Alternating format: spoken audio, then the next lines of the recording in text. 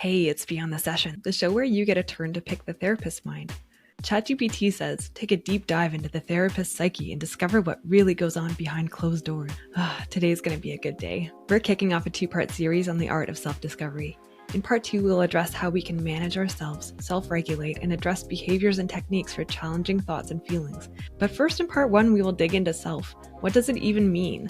The idea here is that it's hard to self-regulate if we don't know what self is, where to locate ourselves, and what self is saying. Today we're getting a bit philosophical, but we'll bring it back to some modalities in mental health, such as internal family systems and using relaxation and mindfulness techniques. Lindsay Sang is with me today. Are you excited for this one? I'm excited and a little bit nervous. Oh, do you want to say more? Well, because the topic is so huge and it's there's so many different levels of explanation of what it means to be self. And so I don't even know really where to begin with that. For sure. And can you explain that a little bit more? Why do you think it is that self is such a big subject, or why is it so misunderstood, do you think, in our popular culture? Okay, well, it's really philosophical. From the earliest philosophers saying statements like, I think, therefore I am. So, it's a well thought through topic, and I think still kind of a mystery, and nobody's really the expert on this. Okay, so we can draw our sense of self or our ideas about what self means from history, from philosophy, maybe from our cultural understanding, our religious or spiritual understanding of self. I think there's a lot of different angles that we could approach this today. Mm-hmm. I mean, we're looking at it from a therapy perspective, so we're not going to dig too far into that. But I mean, there's definitely a wealth there in going back a little bit and understanding why we think the way we do about ourselves. What is it that's driving the way that we are processing and understanding our world? And where we're hoping to go is knowing how to locate our authentic self. How can I hear from it in this moment? How can I hear what I'm saying to myself or who myself is?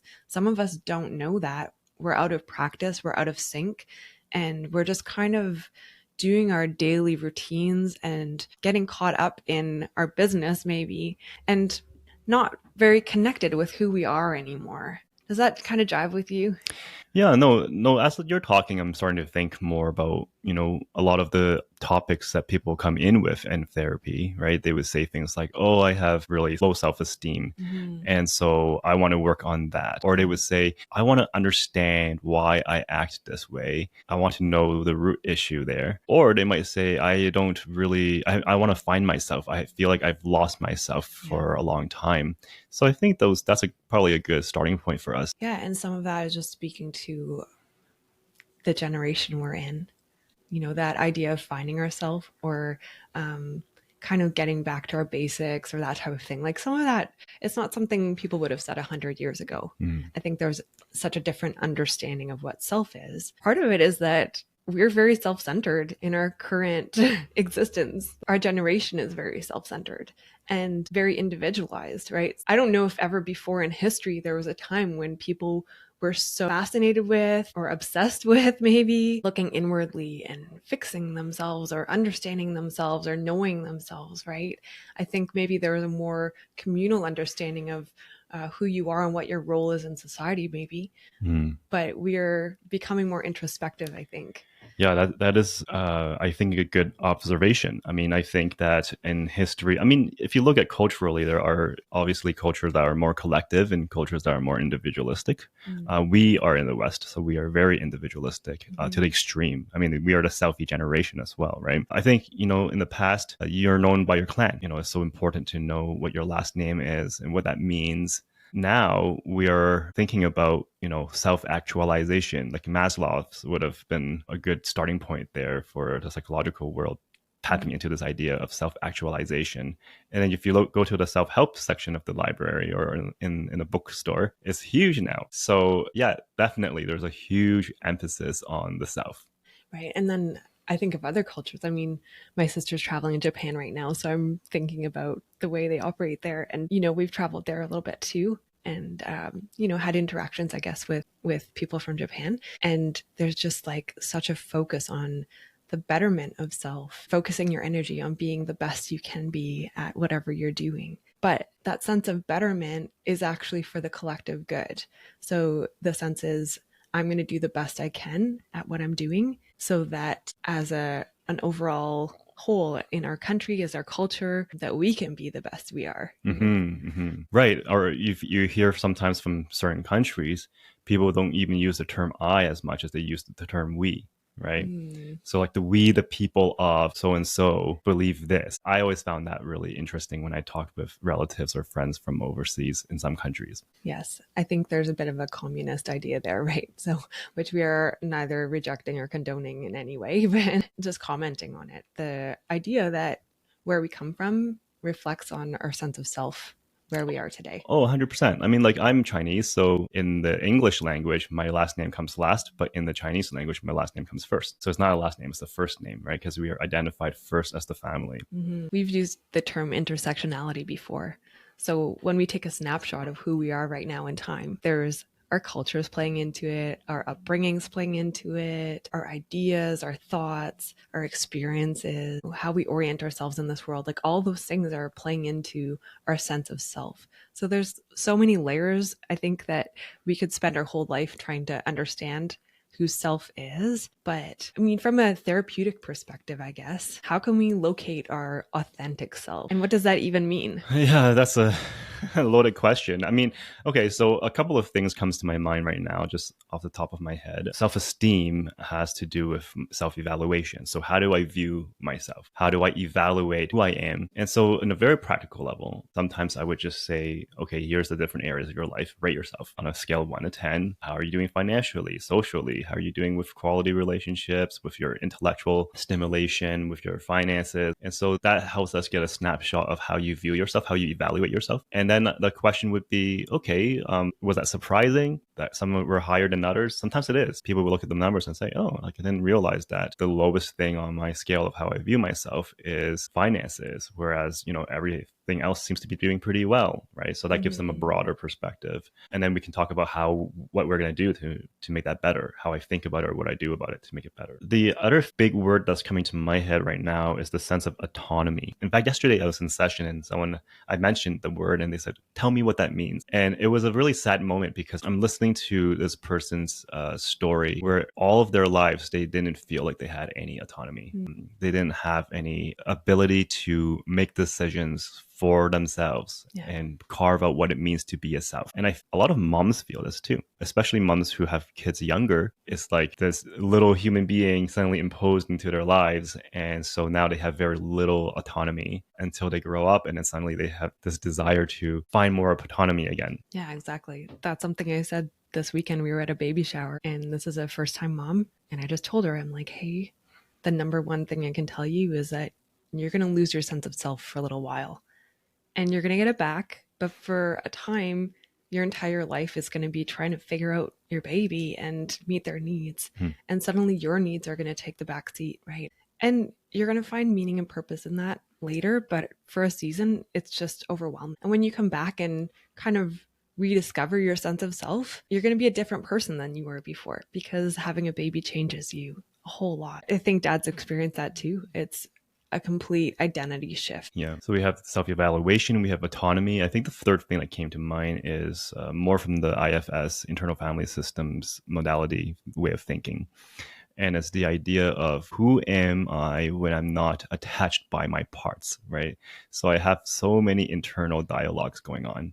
But which one's the real me? That's where that particular modality is really good at highlighting and figuring out. Yeah, and we're going to dig into that a little bit later. We're going to dive into IFS and the sense of self. I think that's a really driving principle in that modality. And I think it's important to our discussion today. Let's backtrack a little bit more. I think there's a lot of ways that we can hyphenate self-esteem, self-existence, self-worth. I'm going to push a little bit harder on my first question, which is how can we locate our authentic self? Even our esteem of ourself, it's being kind of driven by an inner part of us. So if we were to define that, would you say that self could be the driving center of our being or the controlling center of our being, the part of us that makes decisions, the part of us that deeply feels things, the part of us that kind of drives our existence. I mean, maybe this is too philosophical. I don't know. It is very philosophical because we're talking about from a religious or philosophical point of view, we're talking about existentialism. Why do I even exist, right? And not a lot of people think that deeply about it, I don't think. I mean, I think we do at a subconscious level, and that is what drives a lot of what we do. But when we don't think deeply about it, then it's a little bit muddled and hard to navigate your life without going on automatic mode. And I think that's what it is, maybe, right? Like, it comes back to the autonomy thing I was talking about earlier, is that an autonomous person is someone who, at the center of my being and my will, I make decisions and choose for myself what I do. A person who's living automatically is just going with the habits that I have formed, and I just kind of go with it and not think clearly about what the implications of those mean. Right. It's kind of driven by impulses or wants and needs rather than kind of that purposeful driving force in our life. Yeah. An extreme case of that would be, say, you have someone on the streets and they are completely addicted to a substance. Then they're only thinking about the next hit. There's nothing else in my existence except for that. And so it stole away their sense of self. Well, and you talked about a client in session that their whole life, they didn't have that sense of self. Mm-hmm. So, I mean, I think there's this idea that your sense of self can be taken away from you. And people who are living on the street, there's like such a high rate of abuse there and trauma. And I don't know, like people are just beaten down in life. And that sense of autonomy has been taken away from them, so that they have become just very dependent on substances to kind of numb that hurt of losing themselves. Yeah. And if you think about even right now, we have so many world events going on,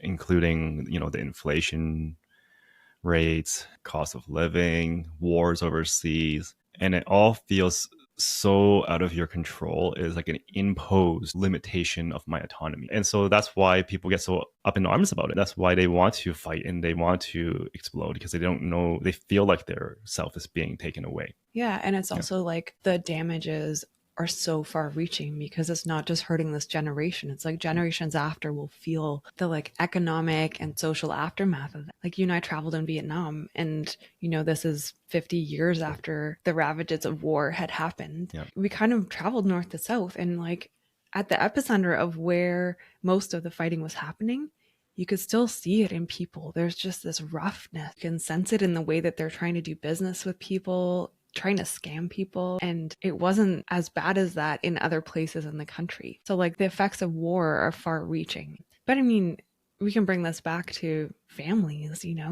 and like the effects of abuse and the effects of neglect. And there's just like so many awful things that happen that people do to other people. And in effect, that does take away your sense of self, especially for children. They're just so vulnerable, and they require nurture in their upbringing. They require love. They require safety. And so when they're not getting that growing up, then that sense of self is often taken away. Well, yeah, like I'm thinking about the effects of deep poverty. Even you're in survival mode, and so you're not thinking about human thriving, right? You're thinking about how can I survive this? I guess there is that sense where sometimes our autonomy is just taken away and we lose ourselves in a lot of ways, and it's hard to get it back. Not impossible, but it takes a lot of deep digging and kind of working through some of the hurts and reestablishing a sense of self and personhood. On the flip side, like I said, our generation thinks about ourselves more than any other generation. It's the me generation. Is there a point where focusing on self can become selfish? Yeah, 100%. I mean, I've often say this to people, is that vices are virtues gone a little bit too wild. And so there are virtues to collectivism. There are virtues to individualism, because we are a collective and we are individuals at the same time. To ignore one or the other is complete, a disregard of reality, right? Yeah. And so the focus on self is not a bad thing. Like, you need to have autonomy. You need to have good core self-evaluation. You need to have ideas of who you are and what you want and where you're going to go. And at the same time, the overemphasis of self is also self-destructive. Absolutely. Yeah. Because then we're now overlooking the needs of other people, and we live in community, we live in cities. And when we're selfish, it means our choices are then stepping on other people's sense of self, Yeah. right? It's kind of like going back to the abuse thing we talked about. Right. We can kind of take someone else's sense of self from them. Yeah, it's so hard because this is there's no rules about stuff like this. And so that's why it requires wisdom. So like when you have say, a couple, I'm always trying to tell people that there's a good tension that you need to hold in the relationship. The tension between that you are individuals and the tension that you are one unit. Yeah. Because whatever you do affects the other person and whatever they do affects you. So you're not just individuals anymore the moment you have made a committed bond to one another. An overemphasis of self in a relationship like that, or in a family or in a community of any kind, would become detrimental to yourself because you would be hurting people along the way, Yeah. which will ultimately hurt you. Yeah. Well, okay, I have a real world example. We live in Barrie. Our highway gets congested. People get aggressive. And I've had people barreling down on my tail. And I'm like, hey, I'm already going well above the speed limit. Like I'm going a healthy speed and you're literally sitting on my tail and honking at me. And I just get like such an overwhelming sense of their selfishness in that moment to like to Yeah. need to Yeah. overpower me, right? But whereas they're like, hey, I'm in a rush, I have somewhere to be, maybe I'm late for something. Mhm. So they're trying to focus on their own self. Yeah. But in that process, creating a danger to the people around them, where like, you know, reckless driving, I mean, it could cost lives in the end of the day. And then you're totally affecting other people. Yeah, it's funny. You know, when you're in a car, it's almost like being online in anonymous comment sections, right? Because you only see them as cars right now and not as individuals that you get to know and value, right? And that's why it's so much more tempting and easier to have road rage than if you're just actually walking next to somebody, right? Yeah, exactly. There's kind of an anonymity. Yeah. Although we do have license plates. And that's why there are still rules and people still do loosely follow them. Once we kind of understand what self is, how can we hear what our self is saying? Okay. I have a few kind of thoughts on that. I think the first one is that our emotions actually do tell us quite a bit about who we are because they're a window into our values. Let's take anger for an instance. When someone wrongs me and I get angry, it's because in me I value a sense of justice for something or a boundary line of something in my life that I perceive has just been crossed. And that's why I'm having an emotional response to that. And that's why it's so important to actually listen to your emotions because they tell you a bit about who you are or how you have created that to be. Which of course, when you get to the heart of it, if you're able to, right, in therapy, that's a lot of what we're doing, then we can evaluate if those statements that I really hold on to are true. Well, and that ability to look inward and see that my anger response is coming from a values place. Is that meta emotion or is that just finding our authentic self? What is that? So meta emotion is the ability to sit well with your emotion. So yes, I guess it is, right? Is the ability to step back and say, oh, I'm feeling something. Why? And that's where self-awareness comes in. You're able to evaluate. And I think that's part of what it means to, you know, tap into your core self is when you're able to evaluate emotions, not as all of who I am, but as a part of who I am, so that I can evaluate if it's true, if it's worthwhile to act on, and to question my beliefs even. Yeah. Yeah. What kind of questions do we ask ourselves to kind of evaluate ourselves? Or let's say we've had an angry outburst or something was really, that's a popular word, triggering for us. Yeah. There's several different types of questions. I mean, you can always ask yourself like, I mean, this is rarely stuff you would do on your own. These are usually therapy questions, right? Where I would say, oh, is there a story behind that? And you would look back, oh yeah, you know, when I was young, my parents used to yell at me like that. So that's why when you yell at me like that, it brings me right back. And I'm reacting that way. One of the questions I like to ask myself is, okay, like what's at the heart of this? Why am I angry right now? And so I can't do that until I relax a bit first, though. Right. Or a common question I would say is, why did I do that? Like, what was I thinking? So some of those are almost like critical of ourselves. But if we can ask that with kindness to ourselves, then we can actually dig a little deeper and look underneath the layers of whatever our response was. And most likely those responses are limited versions of the truth. For example, I was getting this really angry reaction to when one of my kids suddenly reverted back to soiling their pants again on a regular basis. Of course, there's the the practical implications of now I have to wash this. And that was probably part of why I was angry. But then when I took the time to actually reflect on it, it was because of a very global kind of belief that she's never going to get over this. And that's not true. Like it's a temporary thing. I know it's a phase, but in that moment, because one of my beliefs was that, oh, this is always going to be an issue, that's why I was starting to act up in anger. Right. Like, when will she ever learn? Is she never going to learn? Right. Global statements. Never, ever. I mean, I think we fall into those pitfalls all the time. So taking the time to reflect again, maybe it's going to therapy, maybe it's having a really good journaling routine where you can kind of reflect on at least the bigger emotions that you're feeling in a day or in a week, and being able to kind of get underneath the layers. Do you have any advice for that? Like, how do we kind of get under the layers of our emotion to find our sense of self? Well, I mean, I think we mentioned it already, is that it's just a matter of pausing, right? It's like pausing and asking the right questions. Because when you ask questions to yourself, it elicits a response. And I think people just don't ask questions. Asking good questions is really the key here, I think. Yeah. I mean, when you think of therapy, that's really what we're doing. We're just asking good questions. So it makes you talk, right? And think. One of the activities we do in positive psychology is that you would draw a timeline, a graph of their happiness over time. And what's really helpful about that is that we can see when is the highest, when is the lowest. And usually it is tied to one or two things only. And that would help, again, is introspection of things that I wrap myself identity around. And so, like, let's say for some people it could be money related, and some people it could be like whether I was in a good relationship or not. And that will give you a better sense of, maybe I have been too limited or too inflexible in where I draw my values and happiness from. Yeah. Or sometimes it might be, hey, I made a bad choice 20 years ago and I'm still living with it. Yeah. Oh, okay. So this brings me to a good point. So I think one of the ways to look at self is that it's evolving, right? Yeah. And it's growing, and it has to be. If it's not, then you are the living dead. But by asking these kind of questions, we are challenging aspects of self and shaping and making it more clear who I am and who I'm not.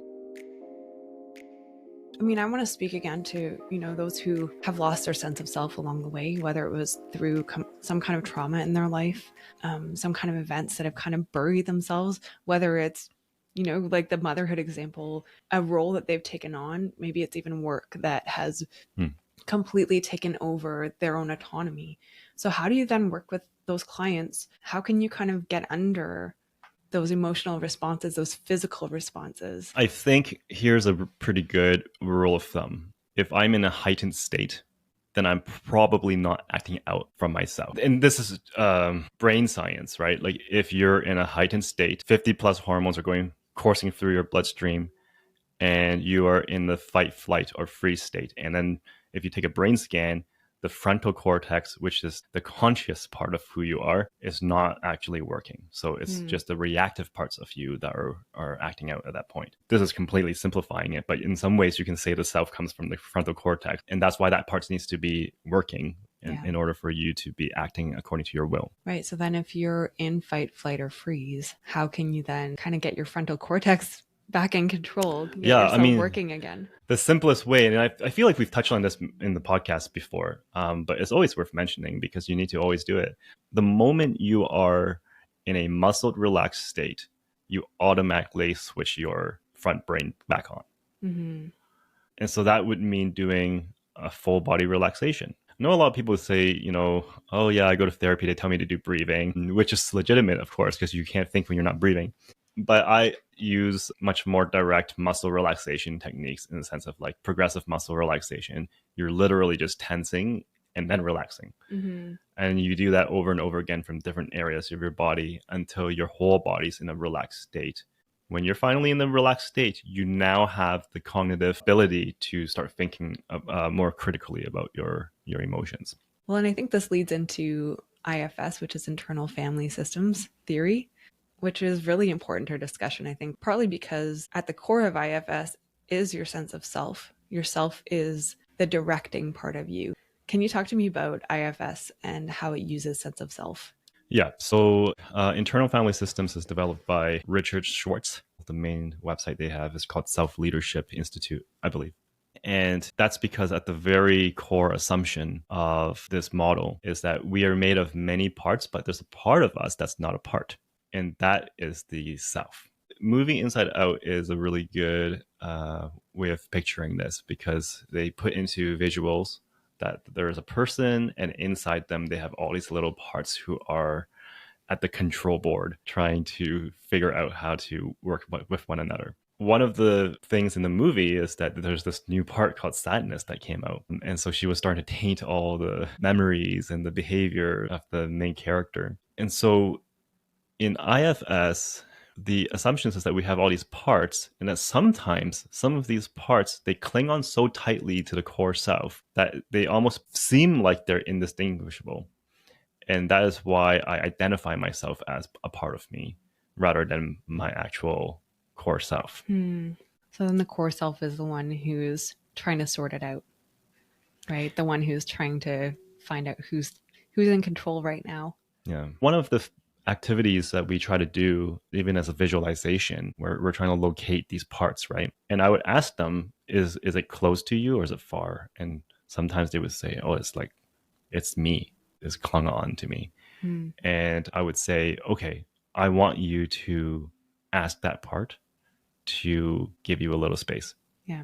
Like step away a meter or two so that you're at a conversational level instead of being clung on to. And sometimes people just can't do it. But sometimes it happens and they would say, oh, wow. Yeah. I'll say, do you feel different? They say, yeah, a lot calmer all of a sudden. Okay. So then if you're doing IFS in a session, what would those sessions look like? Okay. So I always describe it to my clients when the first time I introduce it as it's a little bit weird. Yeah. I say like bear with me, this is a bit weird, and we kind of just dive into it and you can understand it better experientially than if you just heard the explanation of it. Right, because right now I'm picturing a bunch of little rainbow colored creatures running around in my head. Right. Well, I mean, I think usually I tell people about Gestalt therapy, which is something I'm actually not trained in, but I understand that what happens in those therapy sessions, they would get two chairs and people would sit back and forth between the two chairs and have conversations with themselves. So I would say it's kind of like we're doing that, but just internally. Like we're going to sit in one spot, but you're going to have conversation with the assumption that if you ask questions to these parts, you might hear them say something back to you. Well, and I think I've heard you describe that you're then addressing these parts and showing a sense of mastery in some ways, saying, hey, there's parts of me that are being very protective right now, but they're not helping at the moment. So I'm going to ask them to step aside so I can speak to the part of me that's hurting or vulnerable or feeling broken or feeling angry, right? You can kind of like start unwrapping and getting underneath the layer of who you are to see into your emotions and your parts. Yeah. And the whole process is very compassionate. The whole idea is to have compassion on the parts and understanding of the parts and permission from the parts. So it's not forceful. Sometimes it goes all over the place because parts don't let us go close and we have to go somewhere else. Yeah. It's a fascinating thing because a lot of people would say this, right? They never heard of it before. They dive in and they said, that was weird. I didn't know there was this voice in me, right? And then find some very interesting psychological things going on in there. Not always the case, right? And people react differently to it. Sometimes it's still very logical and maybe we would come in and find that it's not very useful and come back out. But for some people, it's very surprising because they're not like bought into it already. It's not like I convinced them that this is happening. We just kind of started and they were surprised by the rich internal world that they have. Yeah. Again, it's easy for us to lose that sense of ourself or that ability to be introspective and look inwards to address the different parts of us, right? Yeah, I think if anything, at the least, is a moment to stop and ask the right questions and think and listen carefully. Actually, this just came to my mind. I had someone ask me recently, how do you make decisions, especially when you make decisions quickly, because they're very logical and they want to capture all the data and make decisions based on that. And I said, one of the things that we need to trust a little more sometimes, not always, but sometimes, is our intuition and our gut feeling. And the reason for that is our gut is actually the subconscious parts of ourselves that are always gathering data and making decisions. And so there is a level of wisdom that is already embedded in that. And I think tying that back to IFS is that we are kind of listening to some of those voices and seeing what that internal world is holding on to for us. Yeah. Well, like I said, this is part one of a 2-part series. Honestly, it could be a 14-part series, I think. First, we're kind of looking at what is self, what does it mean? How do we locate our authentic self? How can we hear what our self is saying? And how does IFS and parts theory kind of play into that? So coming back for part 2, we're going to address how to manage ourselves, how to self-regulate, how to address behaviors, and kind of look at some of the modalities that we use when we're trying to use ourself as a way to address our challenges and concerns in therapy. This is Beyond the Session, brought to you by Reset Counseling and Psychotherapy in Barrie. You've been listening to myself, Kathleen, and Lindsay in the studio today.